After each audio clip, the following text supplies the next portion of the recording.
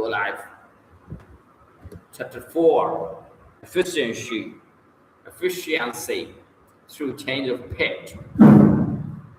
Speech is simply a modified form of singing. The principal difference being the fact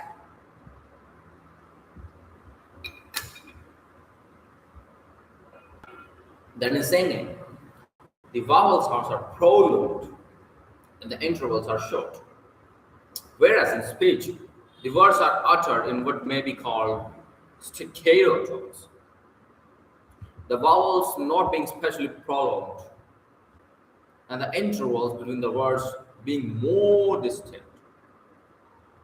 The fact that in singing we have a larger range of tones does not properly distinguish it from ordinary speech. In speech, we have likewise a variation of tones, and even in ordinary conversation, there is a difference of form. Pardon me, there is a difference of from 3 to 6 semitones, as I found in my investigations. And in some persons, the range is as high as 1 octave. Williams Caprigal, Popular Science Monthly. By pitch, as everyone knows, we mean the relative position of a vocal tone as high, medium, low, or any variation between. In public speech, we apply not only to a single utterance, as in exclamation or a monosyllable, oh or the, but to any group of syllables, words, and even sentences that may be spoken in a single tone. This distinction, it is important to keep in mind.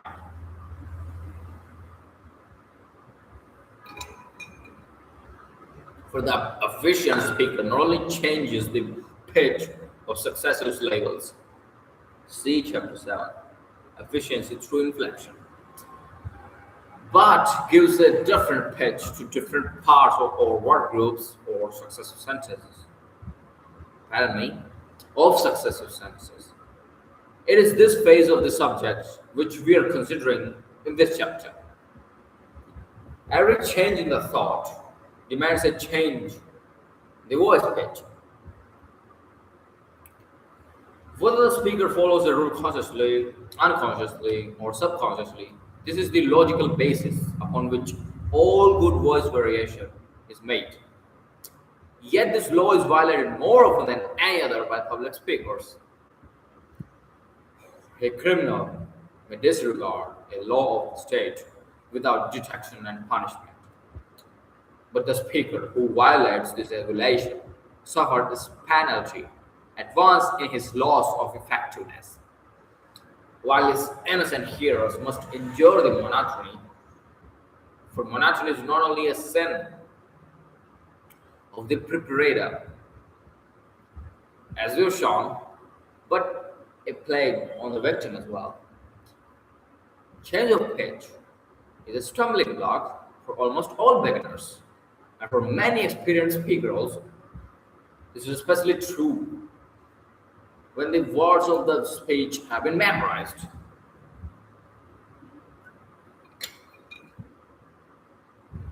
If you wish to hear how pitch monotony sounds, strike the same note on the piano over and over again. You have in your speaking voice a range of pitch from high to low, with a great many shades between the extremes.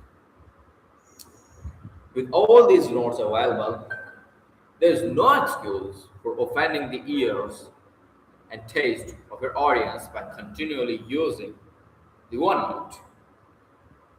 2. The reiteration of the same tone in music, as in pedal point and organ composition, may be made the foundation of beauty. For the harmony weaving about that one basic tone produces a consistent, insistent quality, not felt in pure variety of chord sequences. In like manner, the intoning voice in a ritual may, though it rarely does, possess a solemn beauty, But the public speaker should shun the monotone as he would a pestilence. Continual change of pitch is nature's highest method. In our search for the principles of efficiency, we must continually go back to nature. Listen, really listen to the bird sing. Which of these feathered stripes are most pleasing in their vocal efforts? Those whose voices, though sweet, have little or no range, or those that, like the canary, the lark, and the nightingale, not only possess a considerable range, but utter their notes in continual variety of combinations. Even a, even a sweet toned chirp, but is reiterated without change, may grow maddening to the enforced listener. The little child seldom speaks in a monotonous pitch. Observe the conversations of little folk that you hear on the street or in the home, and note the continual changes of pitch. The unconscious pitch of most adults is likewise full of pleasing variations. Imagine someone speaking.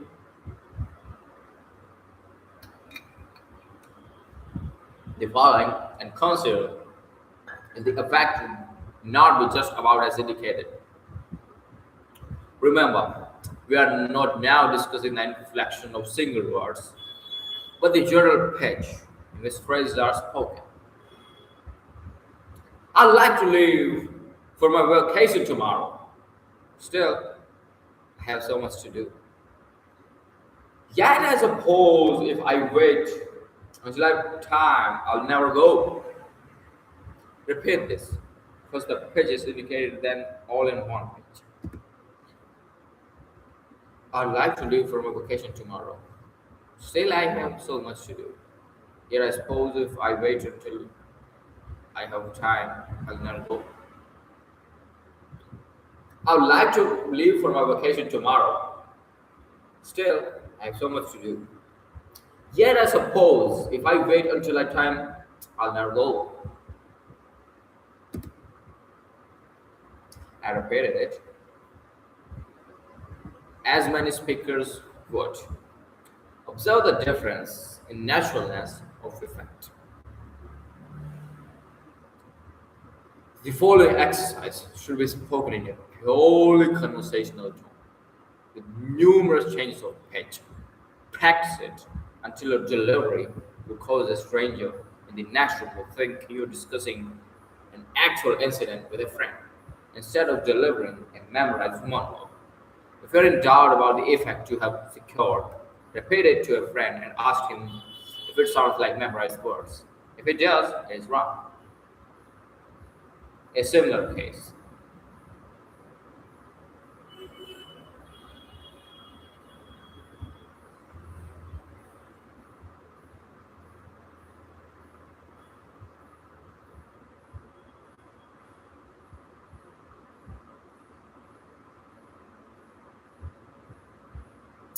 Jack, I hear you've gone and done it.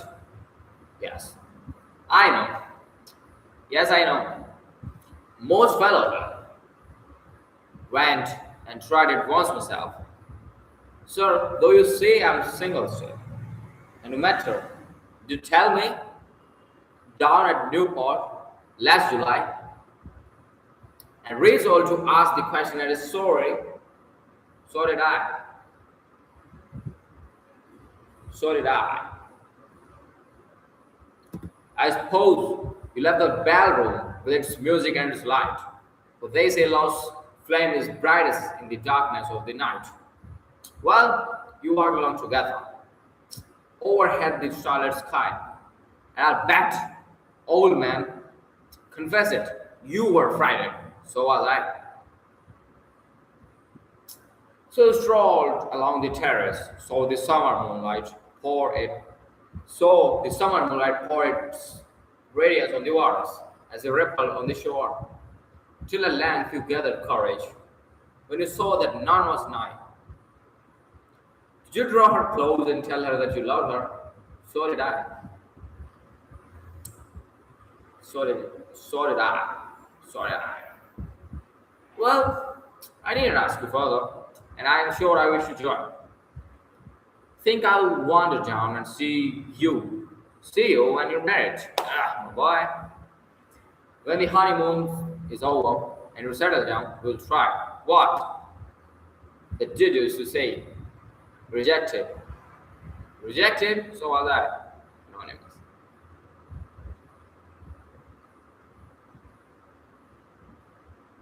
Jack, I hear you gone and done it. Yes, I know. Most fellows will. Went and see.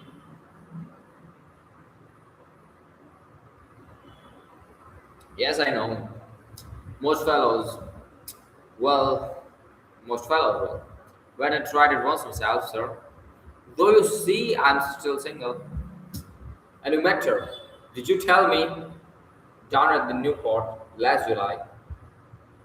And resolved to ask a question at a Sawyer. So did I.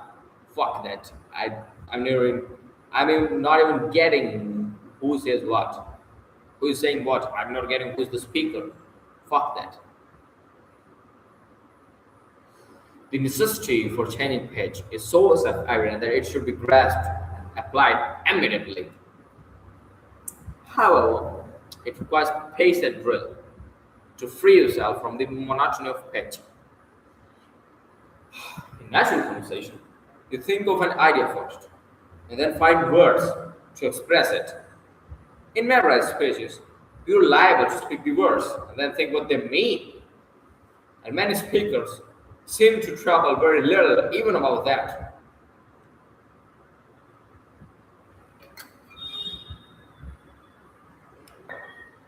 Is it any wonder that reversing the process should reverse the result? Get back to nature in methods of expression. Read the following selection in a non-challenge manner, never pausing to think what the words really mean. Try it again, carefully studying the thought you assimilated. Believe the idea, desire to express it effectively, and you imagine an audience before you. Look them honestly in the face and repeat this truth. If you follow directions, you will note that you have made many changes of pitch after several readings.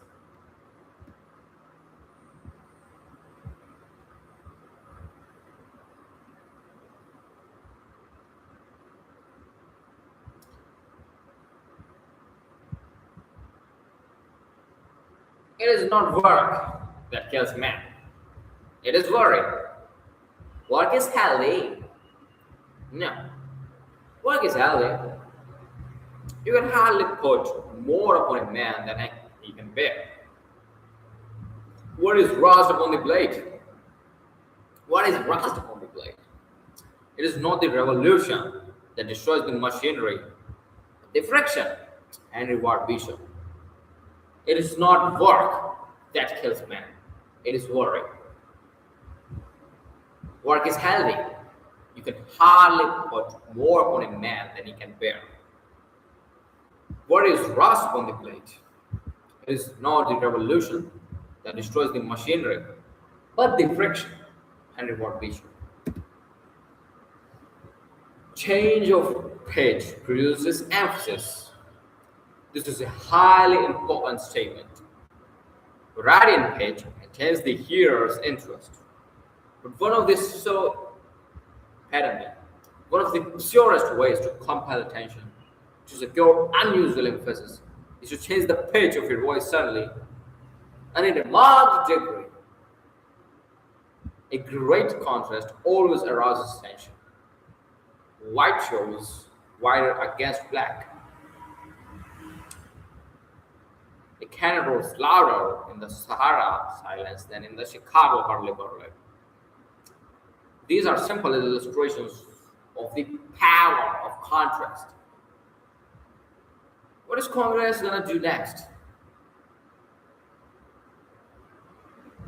I don't know. By such sudden change of pitch during a sermon,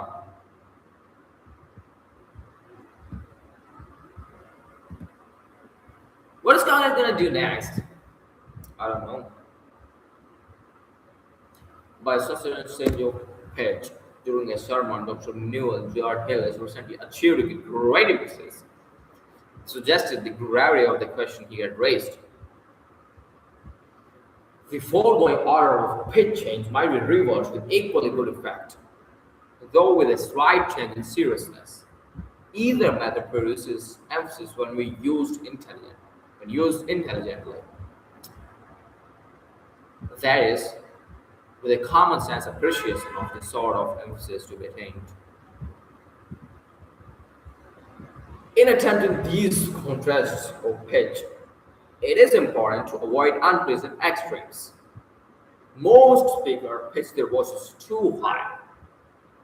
One of the secrets of Mr. Brand's eloquence is his slow, bell-like voice. Shakespeare said that his soft, gentle, low voice was an excellent thing in women. It is no less so in men, for a voice need not be balanced or powerful, and must not be to be pleasing.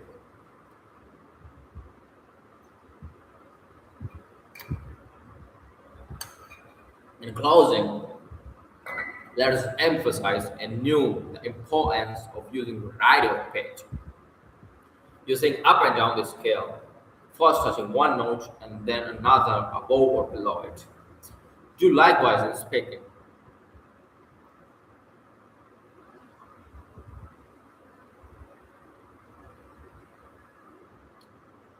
Thought and individual taste must generally be your guide as to where to use a low, a moderate, or a high pitch. Fuck that. Questions and exercises. Name two methods of destroying monotony and gaining force in speaking. By using emphasis, by using variation of pitch. Okay, 20 seconds. Wait.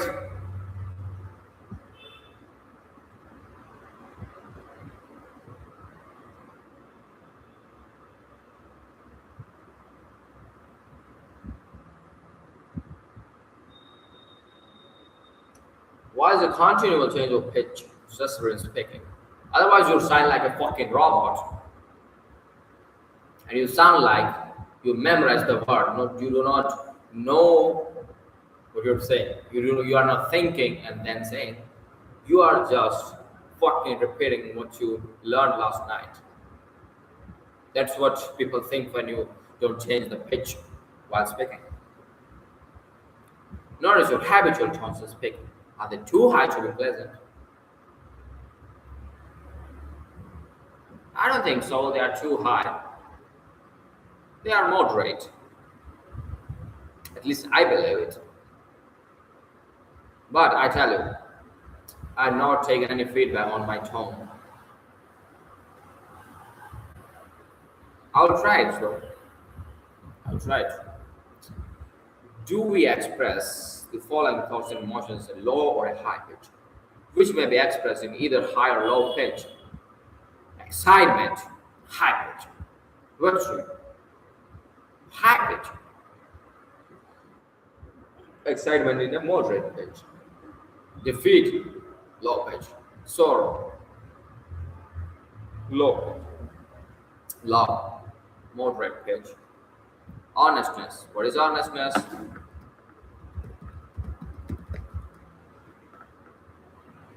It's the quality of being very serious, sincere, and deeply honest in your thoughts, words, or actions.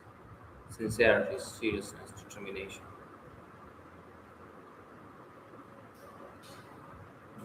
Honestness should be low pitched. Fear, low pitched. How do you naturally vary the pitch in introducing an explanatory or parenthetical expression like the following? He started, that is, he made preparations to start on September 3rd. He started, that is, he made preparations to start on September 3rd.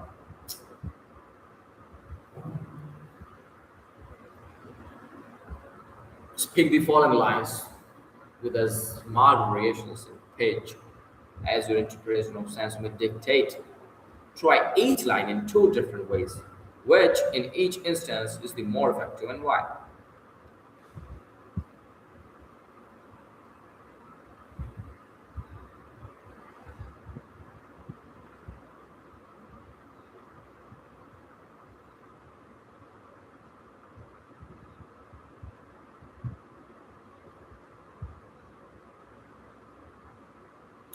What I gain from you?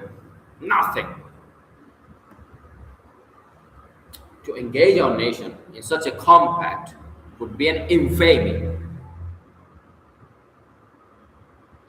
Once the flowers distill their fragrance here, once the flowers distilled their fragrance here, but now see the devastations of war. He had reckoned without one prime factor, his conscience. He had reckoned without one prime factor, his conscience. His conscience.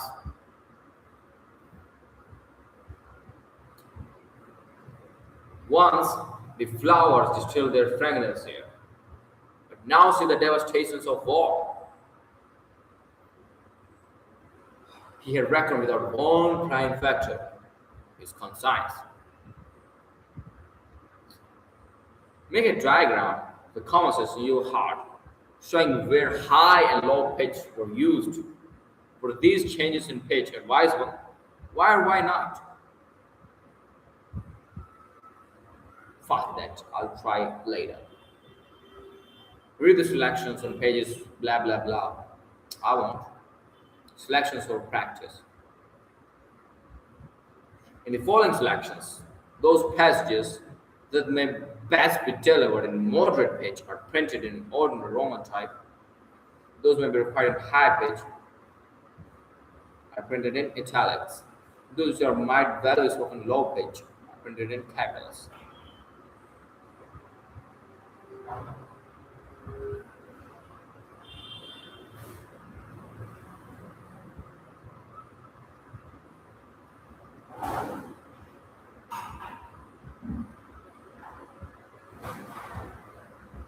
These arrangements, however, are merely suggestive. We cannot make it strong enough that you must use your own judgment in interpreting a selection. Before doing so, however, it is well to practice these passages as they're marked.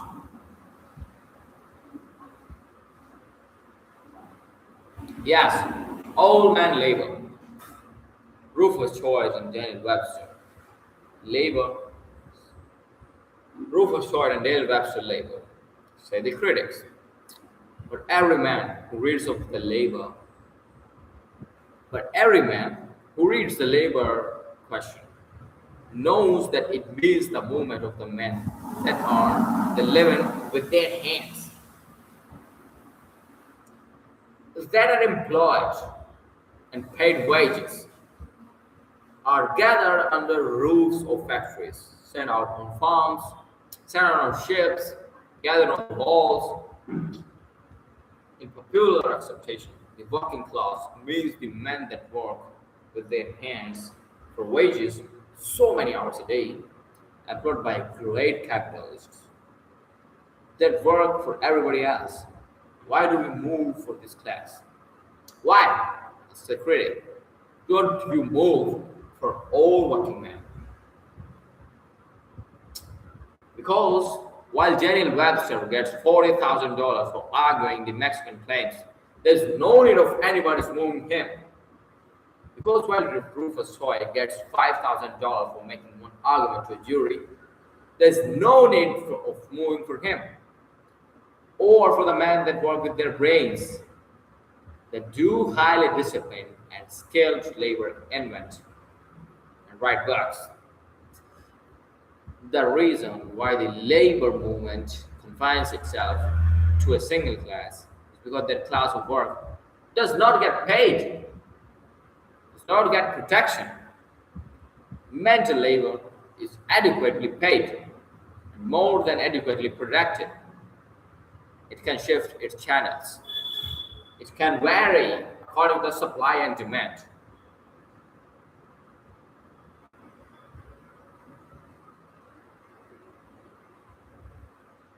If a man fails a minister, why he becomes a railway conductor?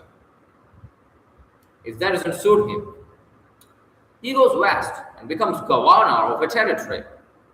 And if he finds himself incapable of either of these positions, he comes home and gets to be a city editor. He varies the occupation as he pleases, and he doesn't need protection. But the great mass, chained to a trade, doomed to be ground up in the mill of supply and demand, that work so many hours a day and must run in the great crowds of business. They are the men whose inadequate protection, whose unfair share of the general product claims a movement in their behalf. Wendell Phillips. Knowing the price we must pay, the sacrifice we must make, the burdens we must carry, the assault we must endure, knowing full well the cost, yet we enlist for the war. For we know the justice of our cause, and we know too its sudden triumph. Not reluctantly then, but eagerly, not with faint hearts. But wrong do we now advance upon the enemies of the people for the call that comes to us and the call that come to our fathers. As they responded, so shall we. He hath thundered forth a trumpet that shall never call retreat. He is sifting out the hearts of men before his judgment sit. Oh, be swift our souls to answer him. Be jubilant our fate. Our God is marching on, Albert J. Barrage. Remember that two sentences, or two parts of same sentence, which contain change of thought, cannot possibly be given effectively in the same key. Let us repeat, every big change of thought requires a big change of pitch.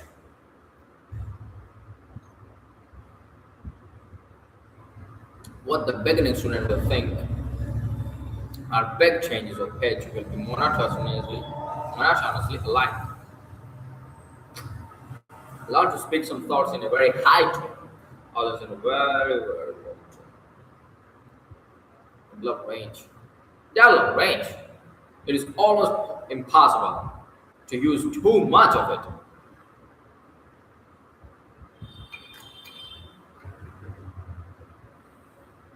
Let me refill this bottle up.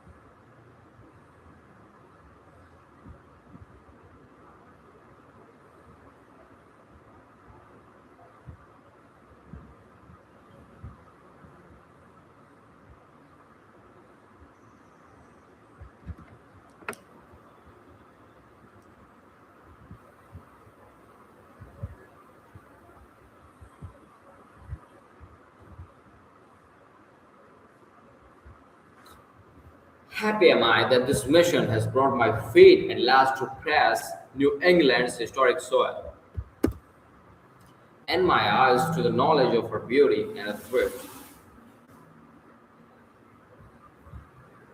Here within touch of Plymouth Rock and Bunker Hill, where Webster thundered and Longfellow sang, Emerson thought and Channing preached.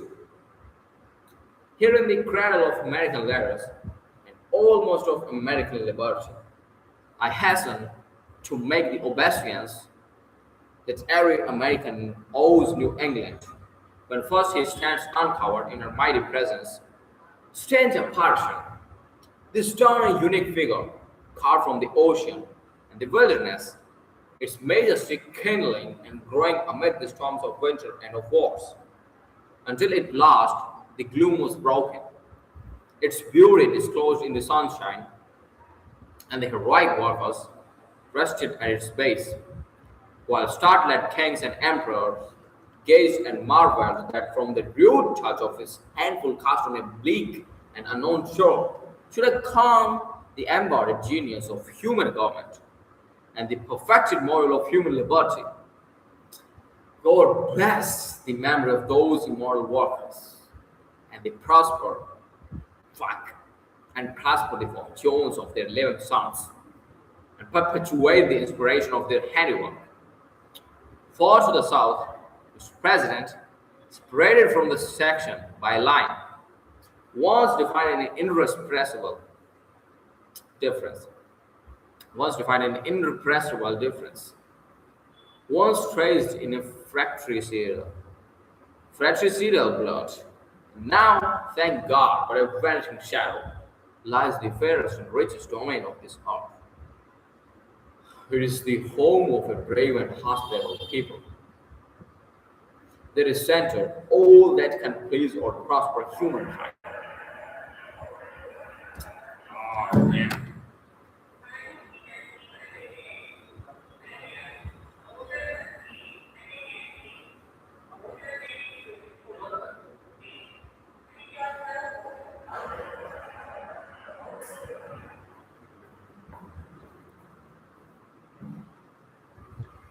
A perfect climate above, a fertile soil, yields to husbandmen every part of the temperature zone. Temperature.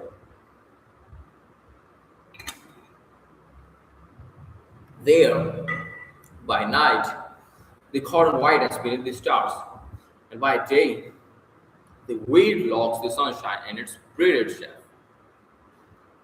chef.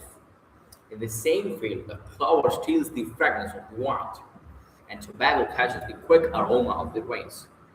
These are mountains stored with exhaustless treasures, forests, vast and primeval, rivers that, tumbling and lattering, run wanton to the sea. Of the three essential items of all industries, cotton, iron, and wood, that region has easy control. In cotton, a fixed monopoly. In iron, proven supremacy. In timber, the resource supply of the republic.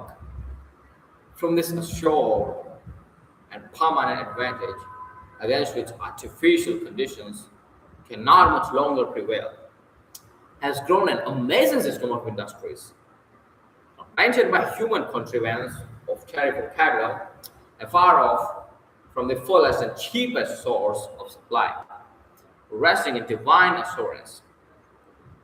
Within touch of field and mine and forest, not set amidly costly farm, not set amid costly farms from which competition has driven the farmer in despair, but amid cheap and sunny lands, rich with agriculture, to which neither season nor soil has set a limit. This system of industries is burning to a splendor that shall dazzle and illumine the world. That, sir, is the picture and the promise of my home. A land better and fairer than I have told you, and yet what fit setting in its material excellence for the loyal and general quality of its citizenship. This our little needs the loyalty that is loyal to one section, and yet holds the other in enduring suspicion and estrangement. Give us the broad and perfect loyalty that loves and trusts Georgia, like the Massachusetts, Massachusetts, Massachusetts, Massachusetts, that knows no south, no north, no east, no west, but endears with equal and patriotic love every foot of our soil, every state of our union. A mighty duty, sir, and a mighty inspiration. impels every one of us tonight to lose in patriotic consideration.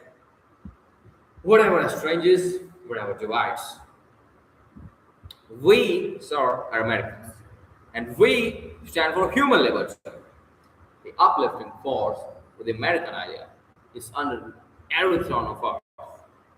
France, Brazil, these are our victories. To redeem the art from kingcraft and oppression. This is our mission, and we shall not fail. God has sown in our soil the seed of his millennium harvest, and he will lay the sickle to the ripening crop until his full and perfect days come. Our history, sir, has been a constant and expanding miracle from Plymouth Rock and Jamestown all the way, yeah, even from the hour when from the voiceless and traceless ocean a new world rose to the side of the inspired sailor.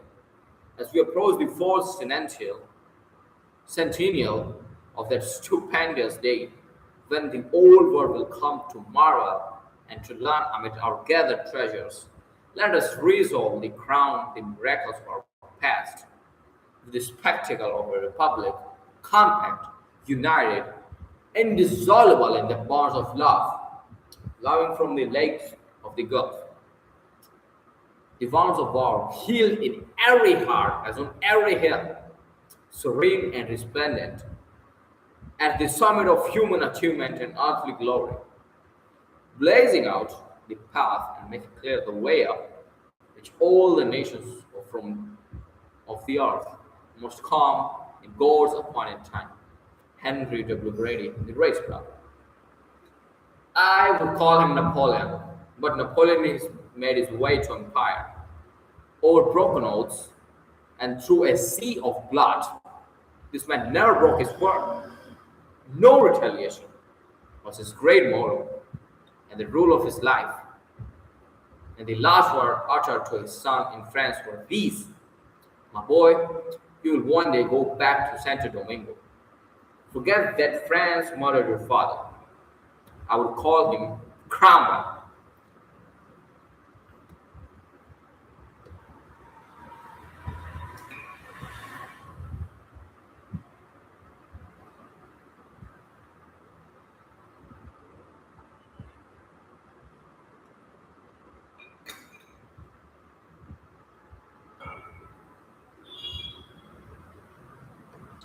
But Cromwell was only a soldier, and the state he founded went down with him into his grave.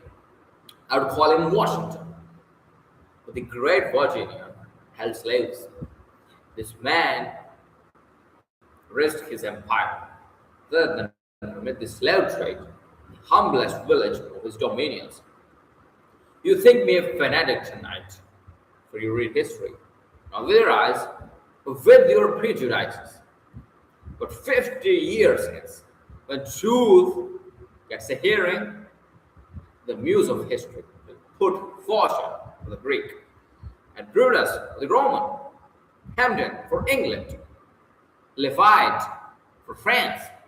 Choose Washington as the bright, consummate flower of our early civilization, and John Brown, the ripe fruit of our noonday. Then, dipping her pen in the sunlight, we will write in the clear blue above them all the name of the soldier, the statesman, the martyr, soon and the virtue, Wendell Phillips, soon and the ocean.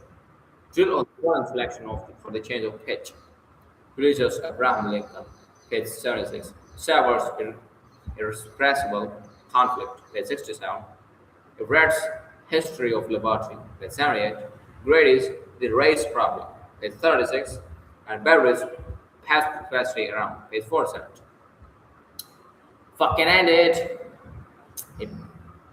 Yeah, very bad experience today.